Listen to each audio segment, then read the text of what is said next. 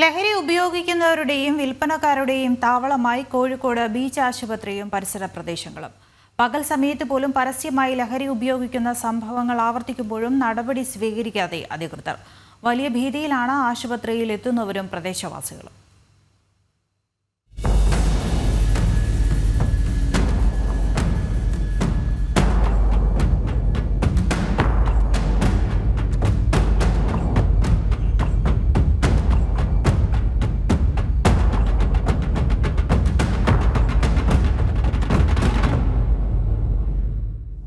ഇത് ബീച്ച് ആശുപത്രി പരിസരത്തെ നടുക്കുന്ന ദൃശ്യങ്ങൾ.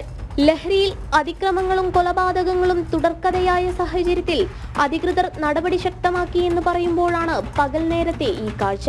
ഇതൊക്കെ ഇവിടെ നിത്യസംഭവമാണെന്നും വിദ്യാർത്ഥികളും യുവാക്കളും അടക്കം ലഹരി തേടി ഈ മേഖലകളിൽ എത്തുന്നത് പതിവാണെന്നും പരിസരവാസികൾ പറയുന്നു. ഇത് എത്ര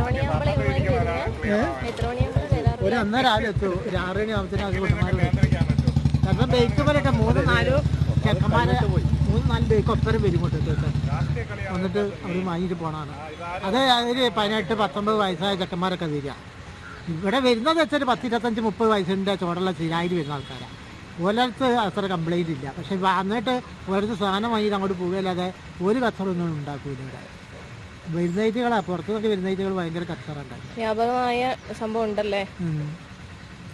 ഇപ്പം നിർത്തലാക്കിയേക്കും ഒരു നന്നായ ഒരിക്കലും അത്രയല്ലോ.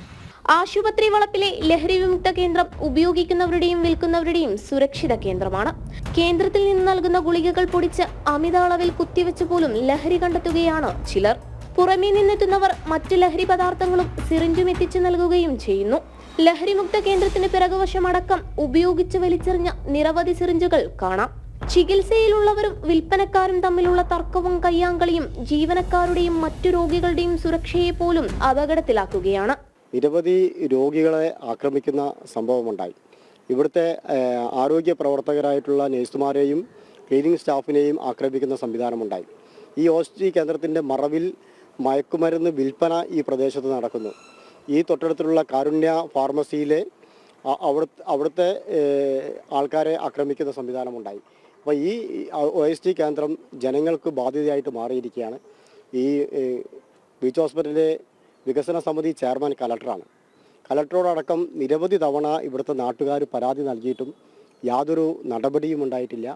അടിയന്തരമായിട്ടുള്ള നടപടി സ്വീകരിച്ചിട്ടില്ലെങ്കിൽ വലിയ ജനകീയ പ്രക്ഷോഭത്തിന് ഇവിടുത്തെ നാട്ടുകാർ നേതൃത്വം നൽകും. ENT വിഭാഗവും കുട്ടികളുടെ ചികിത്സാ വിഭാഗവും ലഹരി വിമുക്ത കേന്ദ്രത്തിന് അടുത്താണ്.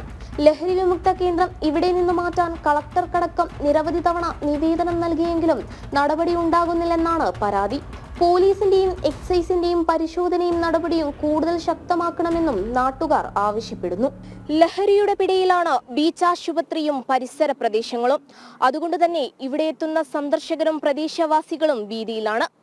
പ്രശ്നത്തിന് ഉടനടി പരിഹാരമുണ്ടാകണമെന്നാണ് ഇവിടുത്തുകാർ ഉയർത്തുന്ന ആവശ്യം. ക്യാമറമാൻ ശശികുമാർ പടന്നക്കാടിനോടൊപ്പം ദിസ്ന സുരേഷ്, ജനം, കോഴിക്കോട്.